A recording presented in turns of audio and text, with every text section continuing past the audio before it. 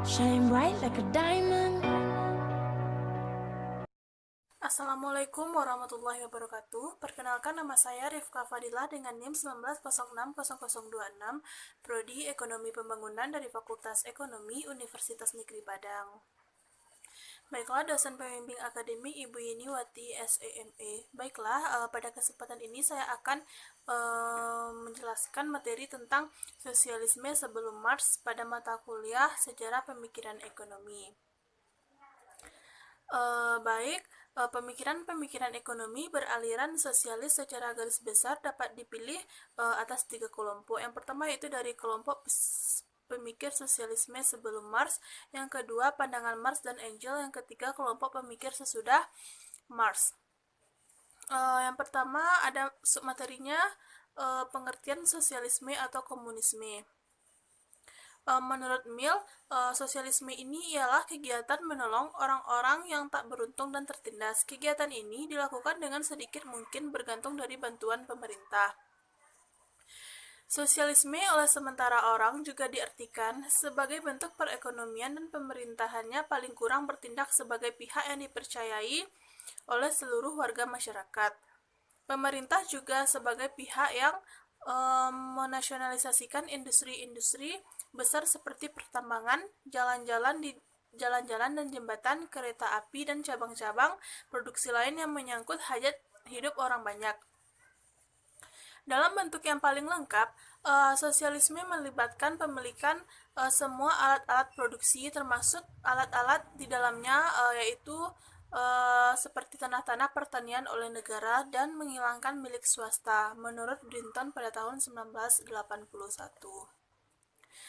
Dari uraian di atas jelas, pada awalnya sosialisme dimaksud dengan menunjukkan sistem-sistem kepemilikan dan pemanfaatan sumber-sumber produksi seperti selain labor secara kolektif menurut Whittaker pada tahun 1960. Dalam kehidupan sehari-hari, kata sosialisme sering dipakai bergantian dengan istilah komunisme.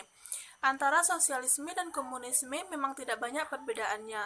Bahkan, Marx sering menggunakan kedua istilah tersebut secara bergantian untuk menjelaskan hal yang sama. Bagaimanapun, oleh pakar-pakar lainnya, keduanya sering dibedakan.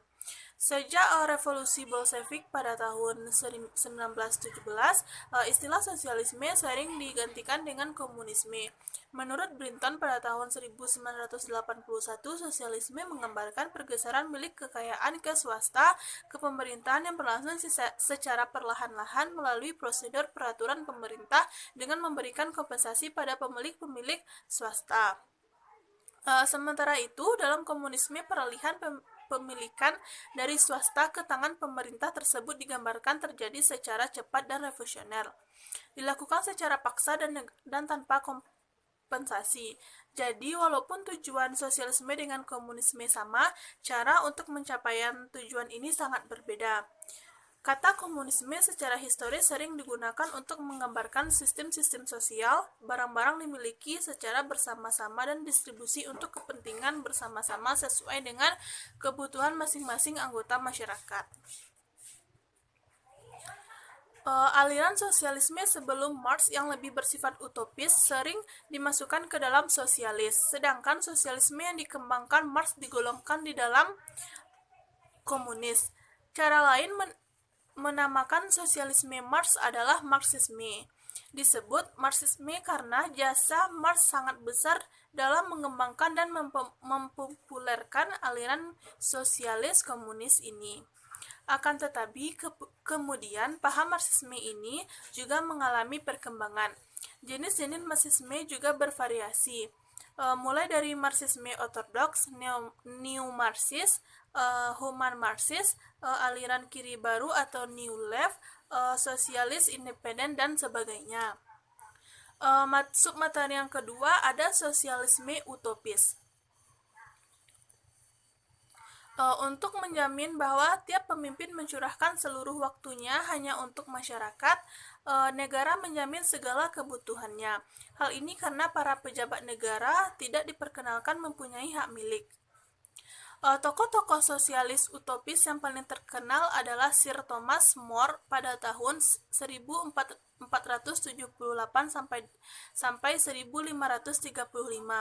Bahkan istilah sosialis utopis diberikan karena More pernah menulis tentang sebuah negara impian dalam sebuah tulisannya yang terkenal yaitu Utopia. Buku Utopia ditulis pertama kali dalam bahasa Latin di Belgia pada tahun 1516 dan diterjemahkan ke dalam bahasa Inggris pada tahun 1951. Dalam buku tersebut, More menjelaskan bahwa di sebuah pulau khayal bernama Utopia yang dapat juga ditafsirkan sebagai sebuah negara, semua milik merupakan milik bersama. Semua orang tinggal dalam suatu tempat. Makanan serta segala kebutuhan lainnya disediakan bersama-sama pula.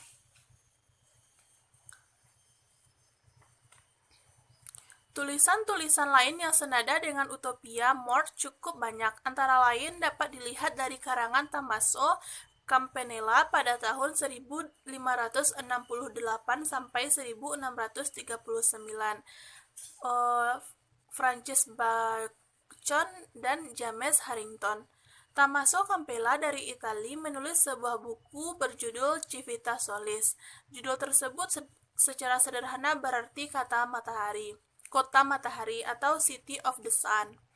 Buku ini oleh sebagian kalangan dianggap sangat mirip dengan Respublika yang ditulis oleh Plato kira-kira 1 abad sebelumnya. Tokoh utopis lain yaitu Francis Bacon mengarang sebuah buku dengan judul New Atlantis atau Nova Atlantis pada tahun 1629. James Harrington, seorang penganjur demokrasi politik, menerbitkan sebuah karangan dengan judul Oceana pada tahun 1656. Buku-buku yang sifat utopia tersebut banyak mempengaruhi pemikir-pemikir sosialis di kemudian hari. Yang terakhir yaitu ada sosialisme komunitas bersama. Tulisan-tulisan Plato, More, Tommaso Campanella, Francis Bacon, dan James Harrington bersifat utopis, hanya mengkhayalkan bentuk suatu komunitas ideal. Di lain pihak ada tokoh-tokoh sosialis yang merealisasi cita-cita mereka dalam kenyataan. Di antaranya adalah Robert Owen, Carles Fourier, dan Louis Blanc. Ide-ide Owen tentang gerakan sosialis dapat dilihat dari bukunya yang berjudul The New View of Society pada tahun 1816. Owen juga memperjuangkan peran pemerintah dalam pembangunan desa-desa komunal berdasarkan azas koperasi. Untuk merealisasi idenya, ia mendirikan percontohan di New Harmony, Indian, Amerika Serikat. Sayang, percontohan tersebut juga percontohan-percontohan lain didirikannya di Inggris. Tidak ada yang mampu bertahan lama. Carles Fourier adalah pengikut ajaran Saint-Simon yang dalam banyak hal juga banyak kesamaannya dengan Owen. Perbedaannya, kalau Owen mendirikan komunitas berdasarkan azas koperasi dalam parallelogram, Fourier mendirikan phalanx atau phalanx. Phalanx merupakan suatu unit komunitas terdiri dari sejumlah orang, sekitar 810 orang, 1000 orang, atau 1620 orang menurut Whittaker pada tahun 1960. Palang dikelilingi oleh daerah pertaniannya sendiri, tempat kebutuhan akan makanan yang dihasilkan. Dalam sebuah palang, setiap orang harus bekerja menurut kesukaan, kecakapan, dan bakat masing-masing. Pada akhir tahun pembukuan, keuntungan dibagi menurut prestasi kerja, kapital, dan kecakupan masing-masing. Untuk merealisasi cita-citanya, Fourier yang menganggap bahwa kebudayaan Eropa sudah bangkrut pindah ke daerah impian Amerika Serikat. Pada tahun 1842 ada 34 koloni atau palang yang didirikan sesuai dengan ide Fourier. Di antaranya yang paling terkenal adalah Brook Farm di West Roxbury, Massachusetts. Anggotanya termasuk Charles Dana dan Nathaniel Hawthorne. Sayang, kebanyakan phalanx termasuk yang di Amerika Serikat hanya dapat bertahan hidup beberapa tahun saja. Tokoh yang terakhir merealisir cita-citanya dengan membentuk sebuah komunitas bersama adalah Louis Blanc. Seperti halnya Robert Owen, Louis Blanc juga seorang penggagas koperasi. Namun, Blanc hanya khusus untuk koperasi produksi yang bertujuan untuk meningkatkan kesejahteraan para anggotanya. Untuk memajukan kesejahteraan para anggota, ia memberikan kesempatan kepada para pekerja untuk memiliki perusahaan. Sebagai penutup, dapat dikatakan bahwa ide-ide para pemikir sosialis seperti telah disinggung di atas kebanyakan masih bersifat utopis, bersifat angan-angan yang oleh Marx dinilai terlalu naif untuk diikuti. Baik, sekian materi saya pada kesempatan ini. Apabila materi saya kurang paham atau kurang jelas, saya mohon maaf. Sekian, assalamualaikum warahmatullahi wabarakatuh.